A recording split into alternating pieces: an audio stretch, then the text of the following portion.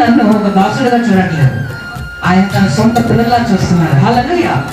రాజు పుట్టిన పిల్లలందరూ కూడా రాజకుమారులు అవుతారు, రాజకుమార్తెలు అవుతారు. అనగా ప్రియమైన దేవుని బిడ్డ, ఈరోజు వాక్యం వింటున్న నీవు నేను ఈరోజు ఇలాగ దేవుడి మందిరంలోకి వచ్చాము అంటే గుర్తుపెట్టుకోండి, మనమందరం కూడా దేవుని యొక్క సొంత పిల్లలమై ఉన్నాం.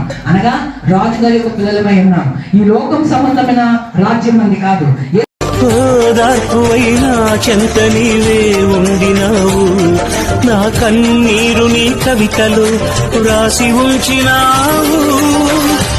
ఏమి అద్భుత ప్రేమయా, ఏ రీతి పాడనయా.